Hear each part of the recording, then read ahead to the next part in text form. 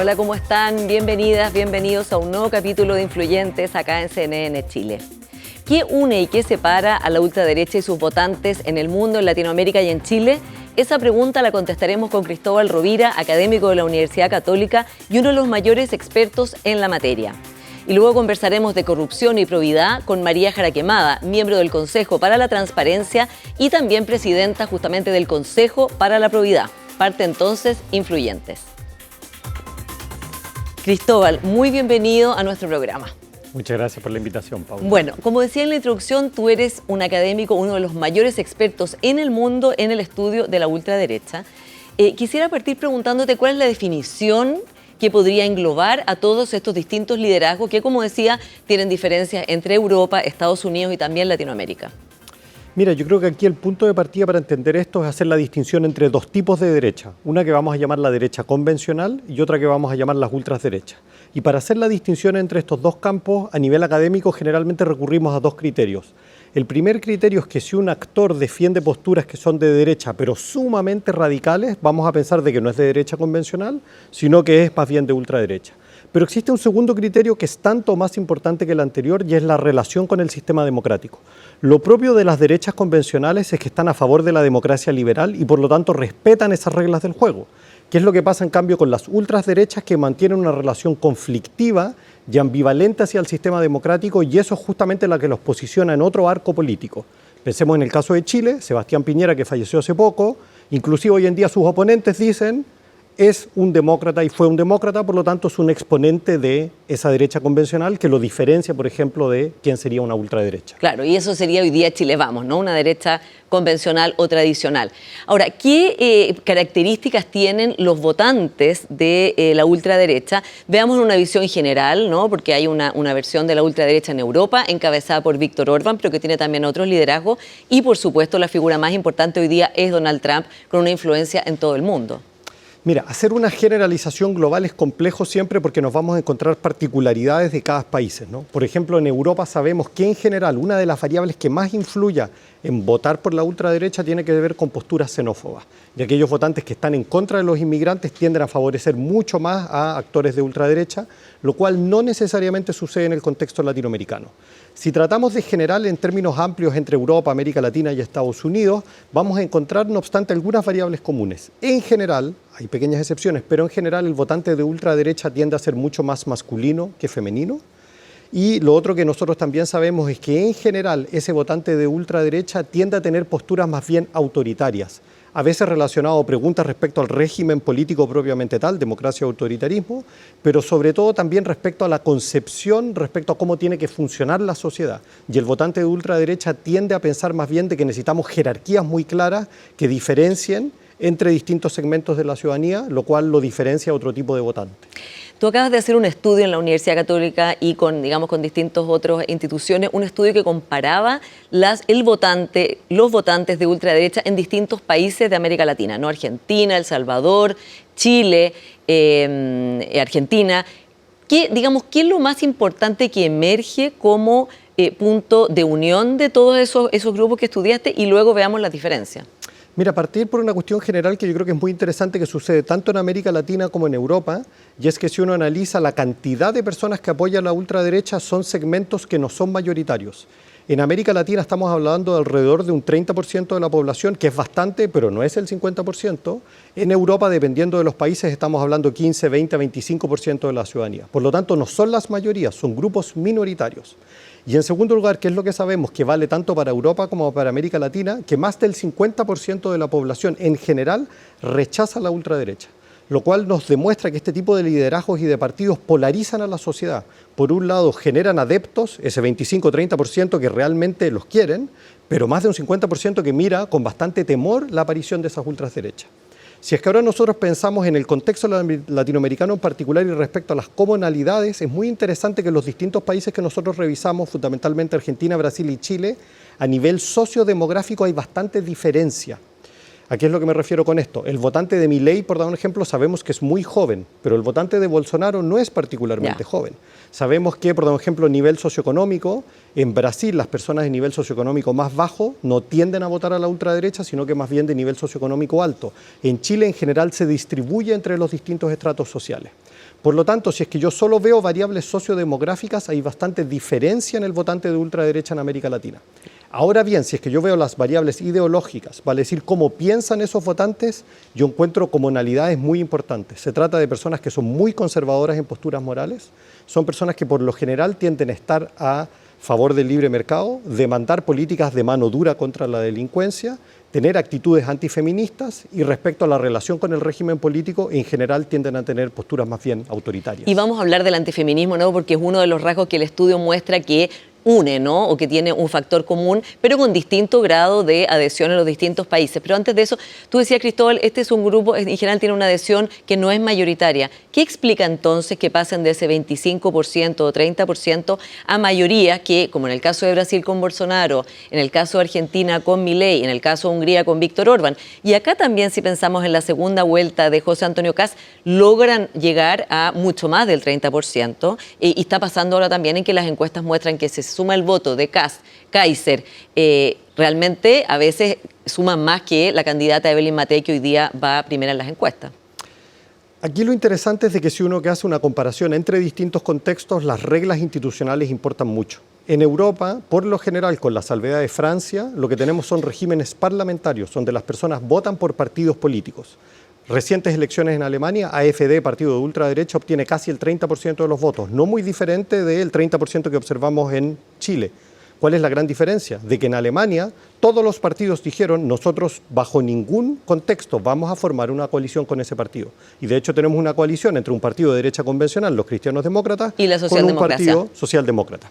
En el contexto latinoamericano, ¿qué es lo que sucede? Que tenemos regímenes presidenciales con segundas vueltas electorales.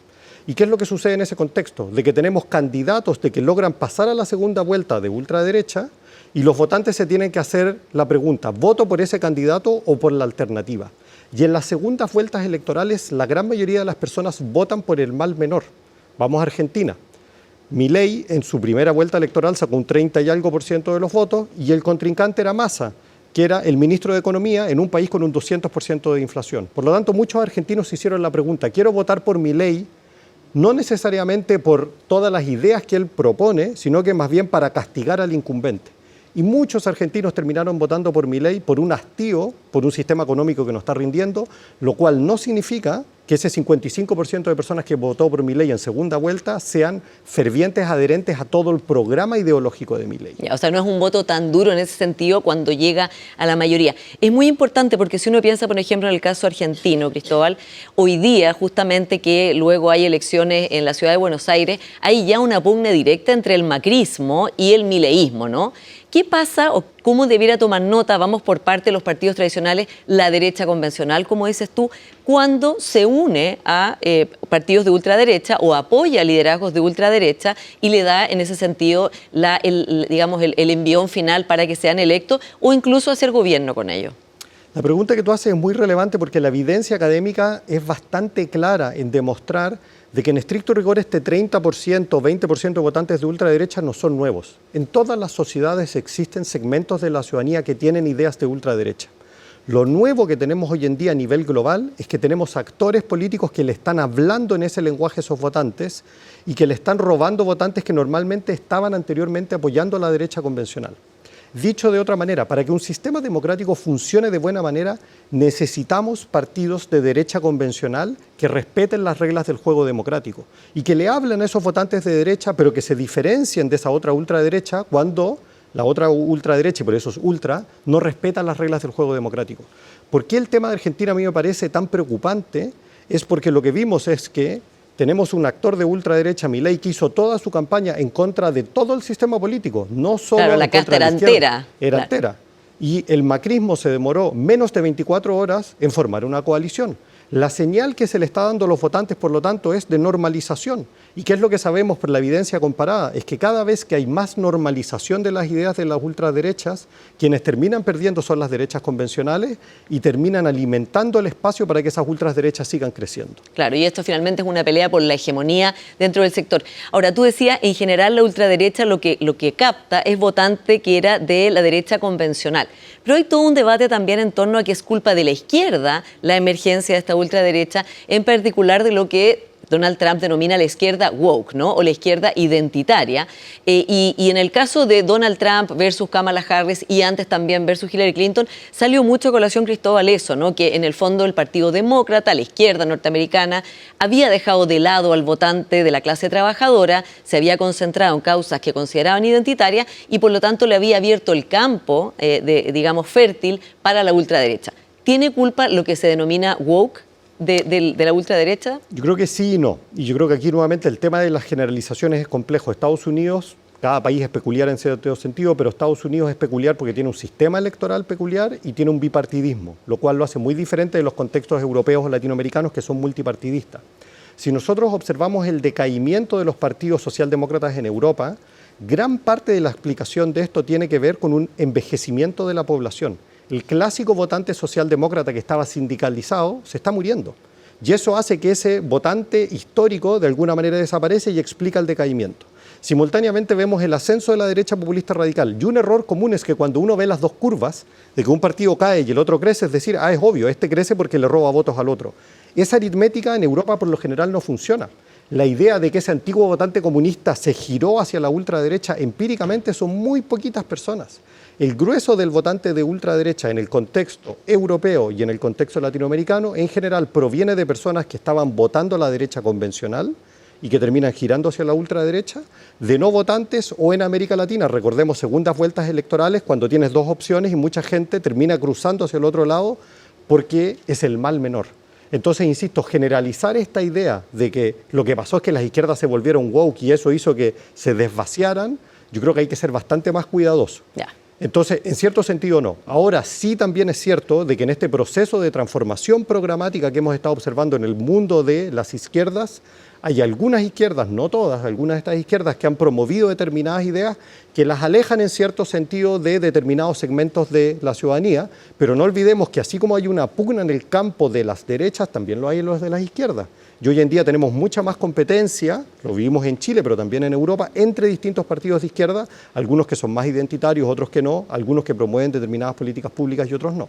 Bueno, y justamente en un año electoral todos esos temas son clave, ¿no? O sea, cómo la candidatura de la derecha convencional de Evelyn Matei se plantea frente a la gente y también cómo se va a dar esta primaria dentro del progresismo, ¿no? Donde estas distintas expresiones de la izquierda y la centroizquierda se van a mostrar. ¿Qué es lo que debería tomar nota la izquierda y la centroizquierda de cara a este elector? Porque, por otro lado, también lo dicen muchos autores como Mark Lilla, por ejemplo, que no se conquista a ese votante gritándole, ¿no? O diciéndole que en realidad es un votante que no cree en la democracia, que es un votante que ni siquiera es bien recibido, ¿no? ¿Cómo se habla a un electorado que, más allá de que vote o no por la ultraderecha, sí podríamos decir que está susceptible porque tiene rabia, la emoción de la rabia y del miedo predominan, ¿no? Como estados de ánimo de la población hoy día? Sí, yo creo que hay un punto que tú señalas que es muy importante y este sí es un error en general de la izquierda, del mundo progresista, inclusive a veces nosotros los académicos, y es tender a moralizar el debate. Si es que yo observo un determinado votante que tiene determinadas preferencias y lo voy a tratar de una manera negativa, peyorativa, obviamente eso genera una contrarreacción. Hillary Clinton en el famoso debate que tuvo contra Donald Trump cuando dice, bueno, en realidad sus votantes son deplorables, lo que está haciendo es moralizar el debate. Donald Trump toma ese guante y dice, yo soy efectivamente quien representa a esos deplorables. Entonces creo que un error aquí muchas veces pasa por terminar cayendo en la trampa de estos actores que lo que buscan es justamente moralizar el debate político. Y creo que la pregunta que nos tenemos que hacer es por qué hay determinadas personas que se seducen por esas ideas. Y yo creo que aquí hay un problema más de fondo, con rabias, con frustraciones que hay por parte de cómo están operando los sistemas democráticos que facilitan que esos discursos prendan. Sí, hablemos de estos candidatos de derecha populista radical, como llamas tú y Cas Mude, otro estudioso de esta materia, o de ultraderecha en Chile, o de nueva derecha, como se autodenominan José Antonio Kast y el diputado Johannes Kaiser. Primera cosa, ellos no se definen como ultraderecha. Eso es un fenómeno común, no sé si los demás aceptan el calificativo de ultraderecha o en inglés de far right, como se llama, ¿no? En general no lo aceptan, lo cual no es inusual porque unas son las categorías académicas que uno utiliza y otros el debate político, pero lo otro interesante es que muchos de estos actores en realidad lo que están haciendo es decir de que ellos son la derecha. Porque aquí no olvidemos que hay una disputa entre dos derechas, la cobarde, por así decirlo, y la verdadera derecha. Y muchos de estos actores lo que hacen es decir, en realidad nosotros somos de derecha, no somos ultra. Y quienes se dicen ser de derecha, en realidad son de centro o son de izquierda. Lo cual, en términos comparativos, no hace ningún sentido, pero forma parte de su estrategia política para presentarse en realidad como actores normales dentro del espectro político y tildar que los otros son los que realmente no están adhiriendo a los principios de lo que es la derecha. Sí. Ahora, Johannes Kaiser y José Antonio Kast, veamos los dos casos, ¿no? Por un lado, hay analistas que dicen que a José Antonio Kast, que ahora de nuevo está en una subida, ¿no? Había bajado su lugar en las encuestas y ahora va subiendo, lo ha beneficiado que haya aparecido el diputado Johannes Kaiser del Partido Libertario porque tiene un discurso más ultra, entonces lo deja a él como más moderado. ¿Lo ves así? ¿Cómo ves la competencia entre las dos figuras de este sector en Chile?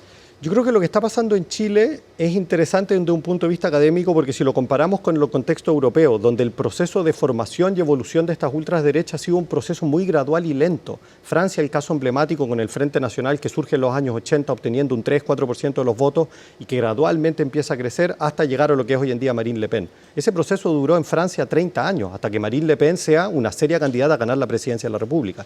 En Chile lo que hemos visto es que esos procesos son mucho más acelerados. Entonces en Chile vimos la aparición de una figura de ultraderecha, de un partido de ultraderecha, que es José Antonio Kast y el Partido Republicano, y muy rápidamente le apareció competencia a su derecha, que es muy similar a lo que está sucediendo en Francia. ¿Por qué sucede esto? Porque estos actores tienen un dilema. Como justamente son vistos de ultraderecha, tienen que decidir si es que hablan de manera muy radical o más bien se presentan como moderados. Y José Antonio Kast, por su propia trayectoria, que él viene del mundo de la derecha convencional y termina saliéndose de esa derecha, él se presenta como un actor conservador, pero trata de evitar la estridencia de presentarse como un outsider, como podría ser Milei. Pero obviamente hay determinados segmentos de esos votantes que están más a la derecha de eso. Y justamente lo que hoy en día estamos viendo es esta competencia entre Kast y Kaiser o estos nuevos partidos que están saliendo a la derecha del Partido Republicano, es esa competencia de quién se posiciona como más a la derecha o menos, pero estamos hablando de un mismo universo, por así decirlo. Sí. Ahora, en el estudio también, Cristóbal, el antifeminismo, como decías antes, aparece como algo que une a las ultraderechas de América Latina, ¿no? Pero con diferencia. ¿Por qué encontraron este factor y cómo opera? Porque también eso estoy pensando que se relaciona con el desfonde que en general tienen en el voto femenino, ¿no? Una de las ideas detrás de este estudio es que nosotros sabemos a nivel empírico que una de las ideas fuerza que levantan los liderazgos de ultraderecha es atacar el movimiento de las ideas feministas. Lo vemos con Trump, lo vemos con Milei, etc. Pero lo que no sabemos muy bien es a nivel de la ciudadanía cuántas personas adhieren a ese tipo de ideas. Y por lo mismo que nosotros hicimos encuestas en un par de países de América Latina para ver cuántas personas adhieren al antifeminismo o no. Y lo que encontramos es similar al estudio anterior, donde es alrededor de un 30% de la población que tiene altos niveles de antifeminismo, que es más bien ese 30% que tiende a votar a la ultraderecha, pero lo que es muy interesante es que más del 50% de la población en América Latina tiene bajos niveles de antifeminismo. Y de los 5 países que estudiamos, Chile es donde vemos la mayor diferencia, donde tenemos mayor cantidad de personas con bajos niveles de antifeminismo y menor cantidad de personas que adhieren a altos niveles de antifeminismo, lo cual nos marca también de que Chile, dentro de este contexto latinoamericano, tiene sus propias particularidades, donde hay determinados techos de crecimiento para determinadas ideas que pueden levantar actores de ultraderecha. Claro, y eso es interesante porque también la igualdad entre hombres y mujeres, por ponerlo en una definición de feminismo, digamos, bastante clara, tiene, como dices tú, una adhesión importante en las personas y tiene un techo, es, digamos, incentivar el anti-igualdad de género, ¿no? Eso puede beneficiar a la candidata Evelyn Matei, desde luego, que desde una centro-derecha, una derecha convencional, y siendo ella además mujer y habiendo tenido ideas o políticas a favor de la igualdad, puede tener una ventaja importante con ese electorado, ¿no? Pero también puede beneficiar a quien gane la primaria, especialmente si es una mujer, la primaria del oficialismo. ¿Cómo lo ves el factor en este año electoral? Nosotros hicimos recientemente un estudio que lo vamos a lanzar ahora a fin de mes, donde lo que hicimos es escuchar a votantes de derecha convencional y de ultraderecha y sobre todo tratar de entender cuáles son las ideas que cada uno de ellos levanta a través de grupos de discusión. Y una de las cuestiones que nos llamó la atención es que los votantes de derecha convencional son tal como los describíamos anteriormente, son votantes moderados, son votantes que se definen de derecha, que en general están a favor del libre mercado, que en general son más conservadores, pero que automáticamente cuando hablan del Partido Republicano, de Johannes Kaiser, etcétera, ellos los ven a esos otros actores como actores radicales, como actores que les preocupa de que lleguen al sistema político y que puedan tener una gran cantidad de votos, como actores de que no están dispuestos a generar consensos a nivel societal y como actores que atentan contra el feminismo. Y estamos hablando de votantes que son de derecha, no estamos hablando de votantes progresistas. Por eso volvemos a esta idea de que hemos hablado. Ojo de que a veces nosotros hablamos mucho de este tema y da la impresión de que esto fuera toda la sociedad. No, no es toda la sociedad, son segmentos. Y como te decía, inclusive estos votantes de derecha convencional ven con temor a esos otros actores. ¿Qué significa esto en un escenario de disputa electoral? Es que yo creo que va a depender mucho de quién gana la primaria por el lado de la centroizquierda, porque cada uno de esos candidatos tiene posturas diferentes que pueden acercarse o alejarse hacia estos otros votantes, y lo mismo también vamos a ver en el mundo de estas distintas derechas que están compitiendo al día de hoy. Vamos a ver si todos esos candidatos que están ahí van a llegar a la papeleta o no, y cada uno de ellos yo creo que va a fijar acentos diferentes, pero yo creo, insisto en este tema, la derecha en Chile tiene un problema muy serio porque está muy dividida internamente y lo que nosotros estudiamos es que sus votantes no quieren lo mismo necesariamente. Se nos está acabando el tiempo, pero hablemos del factor Trump, no solo internamente en Estados Unidos, sino en el mundo. Ya por lo menos han habido 2 elecciones internacionales en que ha sido un factor fundamental. Canadá, desde luego, porque es vecino y ha sido directamente, digamos, aludido por Donald Trump como que fuera un estado más de Estados Unidos, o esa idea. Y luego también la elección de Australia, ¿no?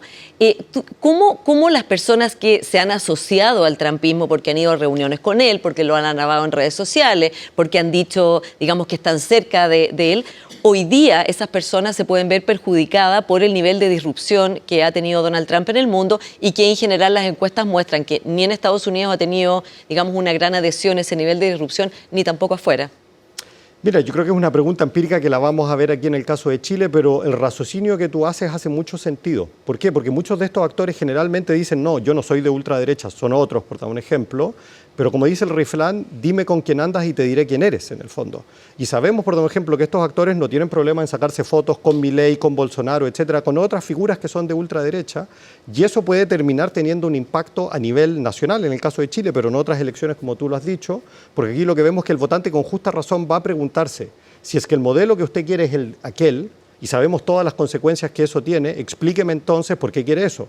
Y entonces, o si no, esos candidatos van a tener que diferenciarse. Y si se van a diferenciar, tiene que explicarme en qué es lo que se diferencia. Entonces yo creo que eso puede terminar siendo una cuestión que sea decidora en campañas electorales, como lo hemos visto en algunos países del primer mundo, por así decirlo, pero que puede tener un correlato también en Chile y en América Latina. Claro, y de hecho de candidatos, digamos, los que ganaron en Canadá y en Australia, que eran candidatos de la izquierda o la centroizquierda, vencieron a candidatos que eran favoritos de derecha, que no alcanzaron a poder separarse de toda la adhesión que habían manifestado previamente a Donald Trump, ¿no? Es difícil hacer ese proceso. Es difícil hacerlo y sobre todo aquí va a venir la cuestión programática, porque es cuáles son las ideas que ustedes defienden, ¿son las de Donald Trump, sí o no? Y si no son, ¿cuáles son las propias que tienen? Y ahí yo creo que viene el mensaje para la derecha convencional de cómo logra articular una política que sea de derecha, que se apegue a las reglas del juego democrático, pero que se diferencie de aquello que no solo los académicos, sino que también lo muestran los estudios de opinión pública, que mucha gente ve con temor esa radicalización de esas políticas públicas. Y ahí yo creo que está el desafío para la derecha convencional en el mundo y en Chile también. Se nos acaba el tiempo, una última pregunta. Para la centro derecha o Chile Vamos en Chile, ¿se le dificulta este proceso de diferenciación por el hecho de que no esté el expresidente Piñera, que era la figura que marcaba, ¿no?, esta centro derecha tradicional, esa centro derecha democrática, diferente de la otra? Yo creo que sí, porque la historia de la derecha chilena desde la democracia en adelante es que tenemos en el fondo distintos partidos políticos, pero también facciones internas que muchas veces tienen luchas de poder entre sí. Y Sebastián Piñera, en cierto sentido, logró una posición hegemónica donde podía articular varios de esos distintos segmentos. No olvidemos que durante su gobierno él tuvo muchos problemas con varias de esos determinados segmentos, pero aún así lograba articular. Y por lo tanto, yo creo que la pregunta que aquí va a venir, imaginémonos de que llegase a ganar algún candidato de derecha convencional o ultraderecha, ¿hasta qué punto van a poder asegurar gobernabilidad? Justamente sin la existencia de figuras como las de Piñera, que son las que pueden organizar un poco mejor eso. Yo creo que ese es un gran talón de Aquiles que la derecha tiene que demostrar. Y veremos qué pasa entonces este año electoral. Cristóbal Rovira, muchas gracias por esta conversación. Gracias por la invitación. Vamos a ir a una pequeña pausa y ya seguimos con más influyentes y ya viene María Jaraquemada.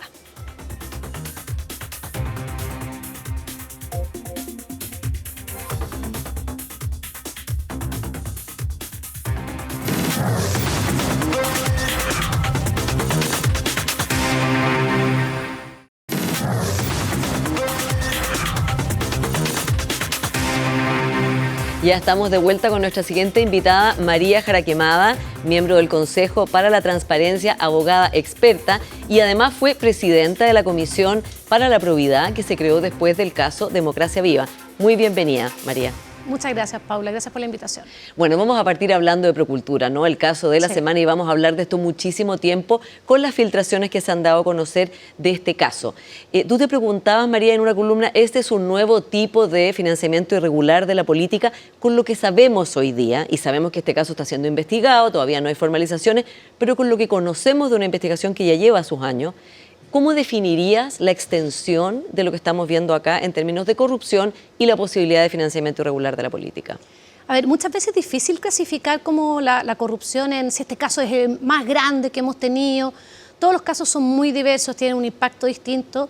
Y yo creo que no es solo la cantidad de dinero, por ejemplo, involucrada, sino las personas también que se pueden ver afectadas por la corrupción, etcétera. Entonces, yo creo que es un caso preocupante, por cierto, porque el efecto que está teniendo el caso Convenio, no solo el caso Procultura, sino que en general el caso Convenio tiene un impacto que quizás nosotros nos vemos en el día a día, y es que hay muchos bienes y servicios públicos que no están llegando a las personas más vulnerables, ya sea porque estas platas se usaron para otra cosa o porque se pararon los convenios, porque muchas organizaciones, por ejemplo, han sido cuestionadas a pesar de no tener investigaciones, o se han puesto más quisquillosos los funcionarias que están un poco asustados y se han paralizado muchos convenios que al final del día lo que hacen es proveer de bienes y servicios públicos a las personas más vulnerables. Entonces yo creo que en ese sentido obviamente es grave.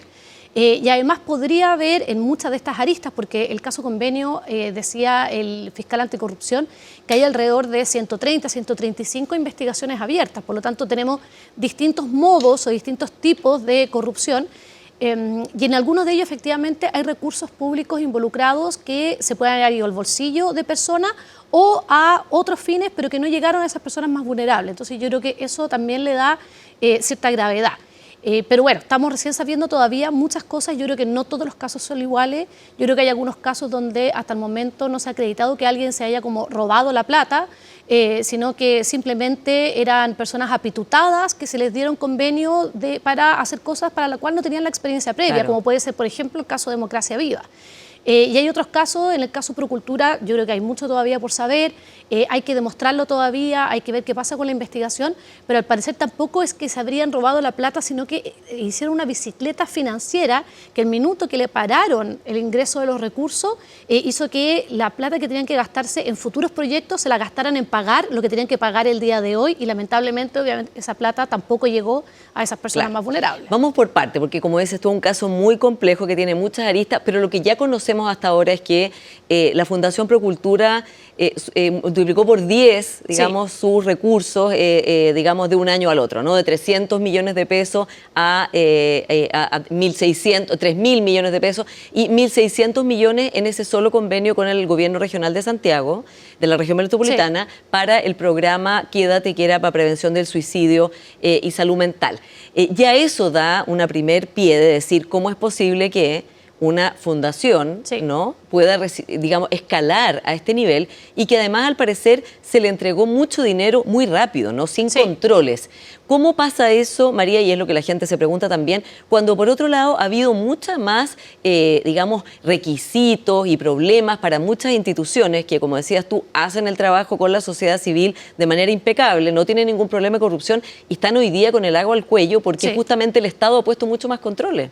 Claro, los controles han sido posteriores a estos casos, lamentablemente, y ha sido consecuencia de muchos de estos convenios que antes, en el fondo, podía imperar más fácilmente la dedocracia. Por ejemplo, Paula, hasta de hecho hoy en día también puede ocurrir que los gobiernos regionales pueden asignar un convenio hasta alrededor de 480 millones de pesos sin requerir la autorización del gobierno regional. Y eso obviamente es un problema.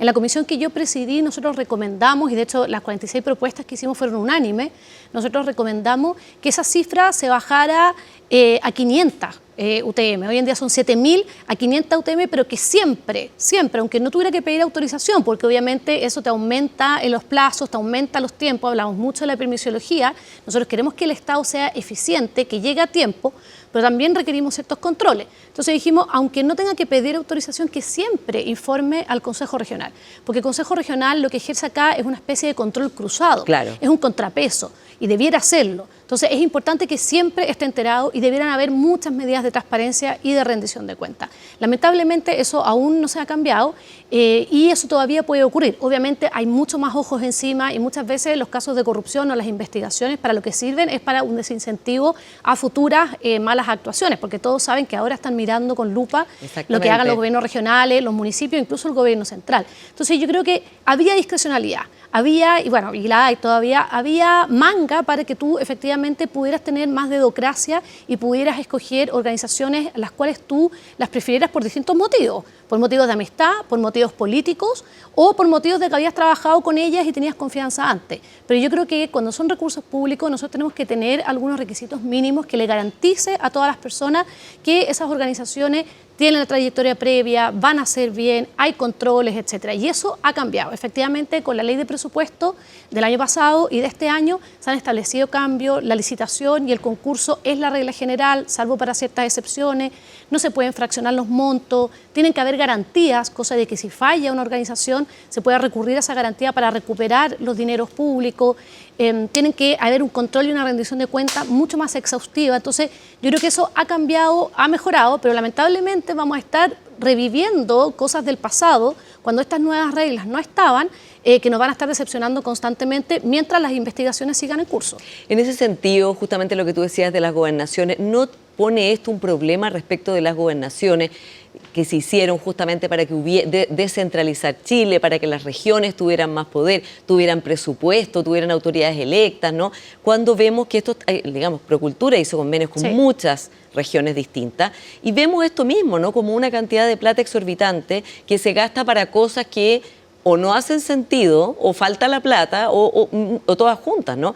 El caso Procultura partió con pintar fachadas en Antofagasta y al final el costo digamos, de metro cuadrado de pintura era completamente ridículo, ¿no? O sea, ponen, digamos, para la institución gobernación, pone como un acento en decir, a lo mejor esta regla quedó mala, pero otras también.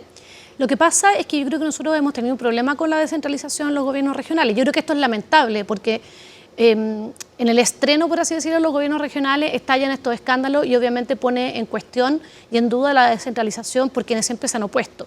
Y lamentablemente se dijo muchas veces antes de que la ley entrara en funcionamiento que había que tener ojo con que uno tiene que dar más facultades y funciones, atribuciones, presupuestos a los gobiernos regionales, pero eso tiene que venir con controles, contrapesos y transparencia y rendición de cuentas, porque ya había habido experiencias en otros países de descentralizaciones que aumentaron los niveles de corrupción porque no estaban bien hechas. No es que la descentralización per se va a llevar más corrupción, pero si tú no estableces esos contrapesos, esos nuevos controles cruzados, te puede generar este tipo de casos. Eso pasó en Perú, pasó en Colombia y bueno, estamos viendo que aquí al parecer también hubo de esto. Entonces, claro, existen estos nuevos gobiernos regionales que todavía no tienen todas las funciones traspasadas, que no tienen quizás tampoco toda la capacidad o el músculo como tienen los municipios, porque son muy nuevos, no tienen todavía muchas veces las personas dentro para hacer muchas cosas, entonces empiezan a transferir sus recursos. Algunos lo hacen a municipios y otros lo hacen a este tipo de organizaciones. Y el problema es que, claro, nosotros en Chile tenemos un incentivo perverso, que es a gastar lo que tú tienes asignado de presupuesto, porque si no el próximo año te van a dar menos. Claro, y no has ejecutado tu presupuesto. Y no has ejecutado, nosotros sabemos que muchas veces somos malos planificadores, estamos haciendo las cosas a último minuto, entonces muchas veces pasa que se crean estas necesidades que en verdad no tenemos urgente, porque tenemos que gastar y tenemos que hacerlo pronto.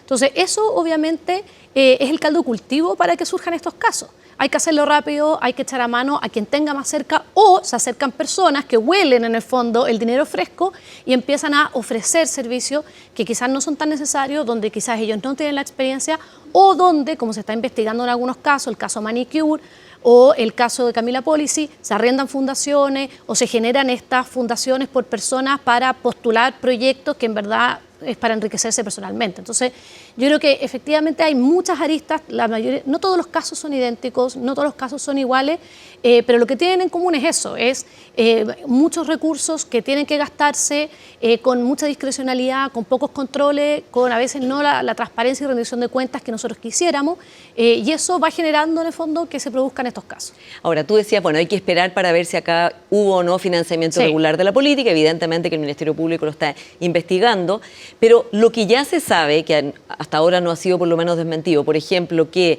los sueldos que se pagaba Alberto Larraín, los bonos que se dio, 2 bonos de 20 millones de pesos, como han leído en la prensa, porque consideró que su sueldo no era de acuerdo a mercado, vacaciones en la Isla de Pascua en business, o sea, ¿cómo es posible que plata pública, o sea, una institución que tiene una, digamos, una característica de tal y por eso tiene un montón de privilegios respecto de los impuestos, respecto de en el fondo recibir recursos, pueda gastarse esto sin que no salte ninguna alerta, ¿no? O sea, eso es como más allá de qué financió. ¿Ya ese financiamiento debiera estar fuera de lo posible o no? A ver, yo creo que ahí hay varias cosas de las que tú dices, Paula.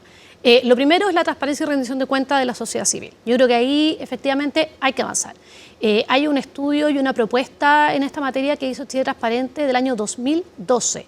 Y yo te diría que seguimos bastante similar. No se ha avanzado mucho. De hecho, en ese mismo estudio se dice que los gobiernos de turno pueden tener cierta predilección por algún tipo de organizaciones y que éstas sean beneficiarias de convenio por esta cercanía con los gobiernos y que eso en el fondo es algo que debiera tratarse.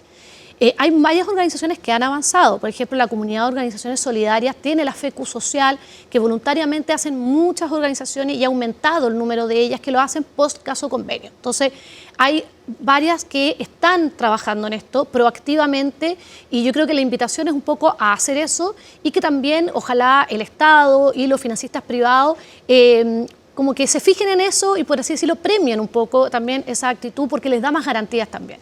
Pero hay un proyecto de ley, el de Transparencia 2.0, que ingresó en el pasado gobierno del presidente Piñera, donde venía una normativa que las organizaciones, las fundaciones sin fines de lucro que recibían ciertos montos del Estado tuvieran cierto estándar de transparencia activa. Y eso lamentablemente no se ha aprobado. O sea, yo te diría que hay alrededor de 5 o 6 proyectos de ley. Claro, que están durmiendo algunos o avanzando lento. Extremadamente lento y la mayoría durmiendo. Y eso es un problema, porque está bien, se hacen comisiones investigadoras, muchas veces los partidos políticos hacen parte como querellantes de estos juicios y está muy bien, pero yo creo que además tenemos que avanzar en la reforma necesaria. Entonces, si hubiéramos tenido esta transparencia, probablemente eso no hubiera sido posible. Claro, porque habrían tenido que, por lo menos, especificar en qué estaban gastando la plata. Cuando tú sabes que la gente te va a ver, muchas veces tú cambias tu comportamiento. Esto está estudiado en economía del comportamiento. La transparencia hace que hay personas que no tienen pudor, pero la mayoría de las personas que son más bien pudorosas cambian su comportamiento cuando saben que la están mirando. Entonces, o probablemente los financistas privados que tenía Procultura o los financistas públicos le habrían rechazado eso, le habrían prohibido viajar en business, por ejemplo, salvo que fueran 14 horas, que hay protocolo, o pasajes para la familia. Viajes muy largos, pasajes con la familia, etcétera. Entonces, yo creo que ahí hay un primer tema que es la transparencia y rendición de cuentas. Lo segundo es que el Estado tiene mucha información de todos nosotros y de las organizaciones, pero esa información a veces está muy parcelizada. O sea, si yo tengo un convenio contigo, tú tienes información, pero no la compartes con los otros organismos, y eso yo creo que es un problema. Estamos en el año 2025, en la era de la inteligencia artificial.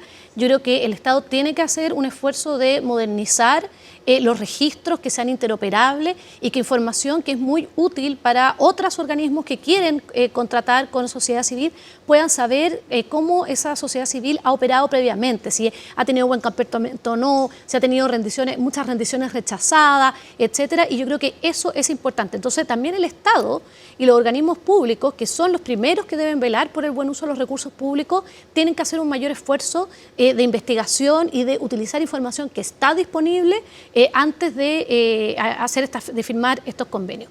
Y por último, yo creo que también ahí falló un poco el control, porque existen efectivamente medidas de control de lo que se gasta. No sé, pienso que hoy en día ha habido toda una polémica por los fondos ANIT, que muchos académicos se quejan de que tienen que rendirlo absolutamente todo y que si no cuadran 100 pesos les rechazan, etcétera. Bueno, Y acá parece que es todo lo contrario. Entonces yo creo que podemos llegar a un equilibrio donde a unos no se les esté haciendo rendir hasta 0,05 pesos y que los otros no tengan unas rendiciones muy livianas. Yo creo que se puede llegar a un equilibrio. Igual todo esto, insisto, ha mejorado post caso convenio y la mayoría de estos tipos de convenios se están rindiendo en el sistema electrónico que tiene la Contraloría General de la República. Ya. Entonces esto ha mejorado bastante. Ahora, ¿qué pasa, María, tú como abogada experta en transparencia, corrupción, con el tema de la Fiscalía, ¿no? Porque acá se ha cuestionado al fiscal Patricio Cooper, se lo ha acusado de espionaje político, se lo ha acusado no solo a él, a la Fiscalía en general de filtraciones deliberadas, ¿no? De elegir a quién filtrarle, y hay todo este debate en torno a las filtraciones. ¿Cómo evalúas tú el rol de la Fiscalía y qué debiera todo el resto de la clase política o de los involucrados, cuál debería ser su actitud? Porque también un fiscal que está siendo cuestionado de esta manera, evidentemente su espacio de libertad en el caso se ve disminuido, ¿no? O podría verse. Mira, yo creo que el Ministerio Público ha empezado a ser cuestionado hace varios años atrás, una década quizá, desde que ha empezado a investigar, a hacer investigaciones que tienen a los partidos políticos, a personas de connotación política involucradas. Y eso, lamentablemente, suele ser una constante. No solo en Chile, o sea, si tú miras en muchos países, cada vez que hay una investigación de una persona connotada políticamente, se alega que hay una persecución política y yo creo que obviamente eso es negativo. En muchos países se han arbolado el famoso lawfare, que a mí tampoco me gusta. Y claro, es efectivo que no neguemos que en autocracias se utiliza a la Fiscalía y a los ministerios públicos para perseguir a los oponentes, pero yo creo que ese no es el caso de Chile.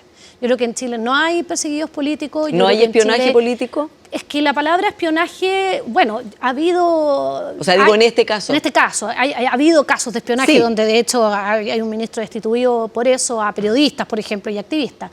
Pero yo creo que en este caso no se puede hablar de espionaje, van a ser los tribunales los que van a determinar si esa prueba es ilegal, si en el fondo no se actuó correctamente al continuar escuchando un teléfono de una persona que no era la originalmente intervenida. Esos son los tribunales los que tienen que determinarlo. Todo lo que digamos el resto de los actores son opiniones legítimas, válidas, que pueden diferir, pero son opiniones.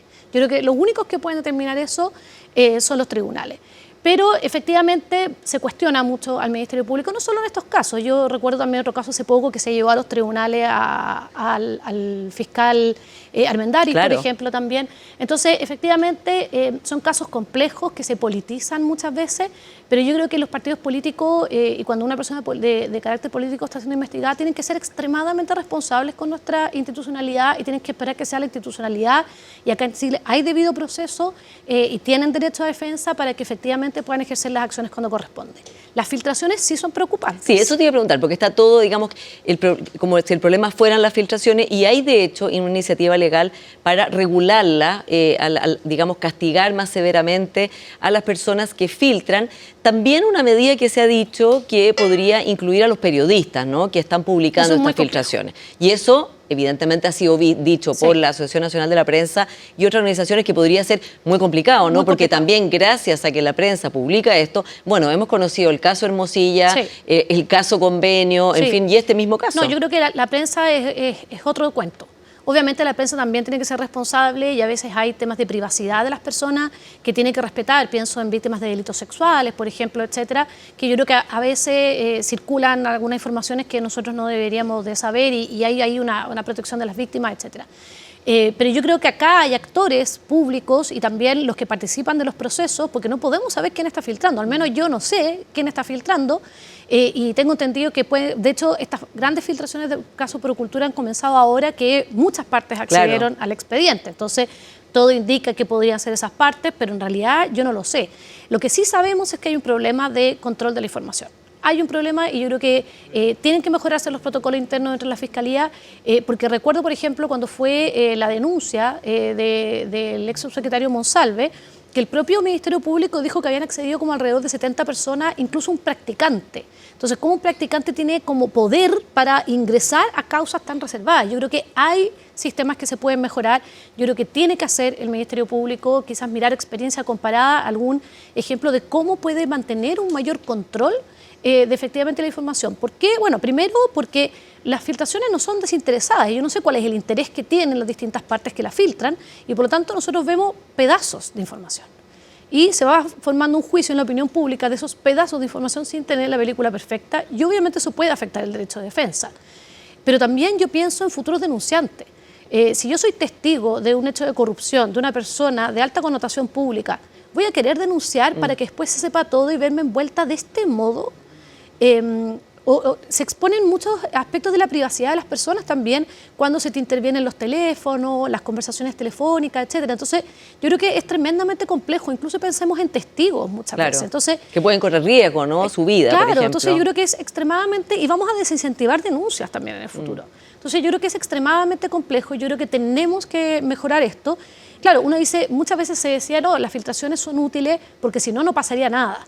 Pero yo creo que estamos en un momento en que como todo se filtra, yo no sé si ya es esa realmente la razón por la que todo se está filtrando y por la cual deberíamos de defender a ultranza las filtraciones. Yo creo que no. Yo creo que tenemos que preocuparnos de eso y además yo creo que el día de mañana puede afectar a la propia Fiscalía, porque puede que los tribunales, con este temor de que todo se filtra, empiecen a tener un estándar mucho mayor de exigencia, de prueba o de posibles ilícitos antes de autorizar medidas intrusivas por el temor de que se empiece a filtrar toda la información. Otro tema que ha sido controversial es la solicitud del fiscal Cooper de pinchar el teléfono del presidente, que fue denegada 2 veces por el juez, ¿no? Pero se ha dicho también que no debiera ser posible pedir eso, ¿no? Que no debiera ser posible nunca pinchar el teléfono del presidente de la República o la presidenta por razones de seguridad nacional. Desde el punto de vista de la corrupción y la transparencia, ¿es una buena idea a priori decir que no se puede pinchar el teléfono presidencial? Desde el punto de vista de la corrupción, muchas veces se ha criticado que los parlamentarios tengan fuero, por ejemplo, ¿ya? Que para ciertos delitos como estos, quizás el fuero debería ser menos intenso porque efectivamente se pueden escudar en ese fuero para retrasar investigaciones o que hayan hechos de impunidad. Yo creo que es un tema delicado. Yo creo que efectivamente el presidente de la República no es cualquier persona y yo creo que pincharle el teléfono al presidente de la República o georreferenciarlo puede ser problemático y por eso uno espera que los tribunales tengan un alto estándar de exigencia. No significa que el presidente de la República o la futura presidenta de la República o quienes sean tengan fuero, no significa que no son iguales ante la ley, yo creo que sí, pero que yo me imagino que cuando un juez o una jueza de la República tiene estos antecedentes frente a él o frente a ella, considera, sopesa esto, especialmente con el nivel de filtraciones que tenemos, antes de acceder a una autorización así, de que efectivamente hayan hechos fundados por los cuales se permita esta... Entonces, por así decirlo, no es que yo crea que deban tener un fuero o que no pueda bajo ninguna circunstancia, pero sí yo creo que un juez o una jueza tiene que sospechar que estamos frente al presidente de la República y que efectivamente es algo delicado ante quien dirige nuestras relaciones internacionales, ante quien a veces sabe incluso de secretos militares, etcétera. Pincharle el teléfono yo creo que puede ser algo complejo y por eso tiene que haber antecedentes serios para que un juez o un jueza lo autorice. ¿Y qué fue la decisión que tomó el juez en esta materia? Ahora, ¿cómo pasar del escándalo a la acción, no? Porque tú protagonizaste la comisión Jaraquemada, de hecho la comisión de probidad, después del escándalo Democracia Viva, ¿no?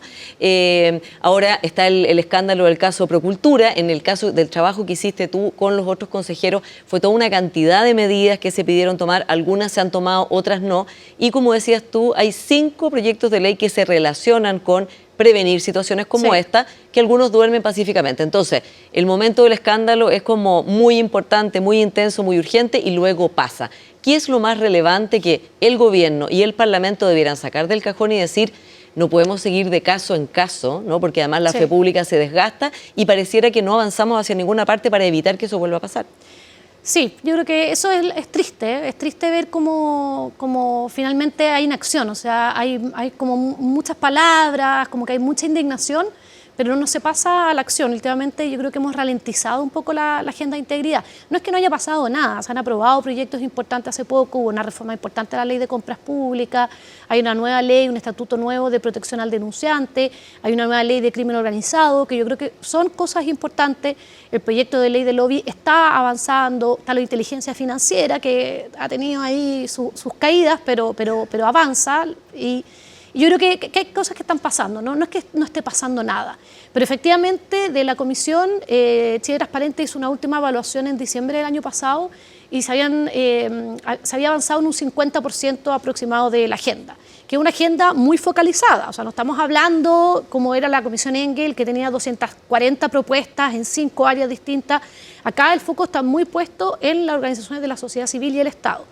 Y había un avance de un 50%, pero muchos de ellos eran avances iniciales o que tenían que ver con gestiones dentro del propio Poder Ejecutivo. Lo que tiene que ver más con la arquitectura más importante y con una mirada más de mediano a largo plazo que tiene que hacerse a través de leyes, eso la verdad es que está bastante paralizado. Yo te diría que si tú me dijeras que tengo que escoger 3 cosas, ¿sí? Yo te diría el proyecto de ley de beneficiario final, sí o sí, porque es la única forma que nosotros tenemos de saber a ciencia cierta quiénes son las personas naturales que están detrás de organizaciones de la sociedad civil o de empresas, y por lo tanto es mucho más difícil que el crimen organizado o eventualmente personas con perfil político quieran esconderse detrás de organizaciones fachadas. Yo creo que eso es muy relevante. Segundo, la ley de transferencias, que es un proyecto de ley que busca darle un marco general, así como las compras públicas, a las transferencias del Estado a la sociedad civil y trae muchos de estos temas que hemos hablado. Y tercero, la ley de transparencia. Nosotros tenemos una ley de transparencia bastante buena desde el año 2009, ya han pasado 16 años, pero piensa que el año 2009 el nivel de tecnología que teníamos... Claro, era completamente distinto, era completamente distinto. O sea, saber las remuneraciones y quiénes eran los que trabajaban para el Estado era revolucionario. Hoy en día ya estamos muy sobre eso. Entonces no podemos seguir teniendo una ley en la era de la inteligencia artificial que fue pensada en la era del PDF. Entonces yo creo que necesitamos urgentemente modernizar eso, nos vamos quedando atrás si no lo hacemos. Y esos 3 proyectos están en el Senado y lamentablemente no han avanzado mucho en el último año y medio. Entonces yo creo que hay que pasar efectivamente, tal como tú dices, a la acción. Te lo dicen todas las personas que han estudiado el fenómeno de la corrupción, que la manera de combatirla eficazmente es a través de la investigación y la sanción, por cierto que sí, pero a través de la reforma también. Porque tú sancionas hoy en día y mañana vas a caer en los mismos casos, y es lo que, por ejemplo, tienes en el Perú, que tienes a todos los expresidentes, incluso la presidenta actual, con investigaciones por financiamiento ilegal a la política. Y nunca se reforma nada, se persiguen, han habido sanciones, recientemente hay un expresidente sancionado, pero no se reforma la institucionalidad. Entonces vuelves en los años siguientes a caer en lo mismo. Entonces yo creo que tenemos, como tú dices, que pasar a la acción. Hay proyectos de ley y yo espero que en este último año de gobierno ojalá hayan avances significativos. Y veremos. María Jara Quemada, muchas gracias por esta conversación. Gracias a ti. Y a ustedes, como siempre, muchas gracias por su sintonía y nos encontramos la próxima semana.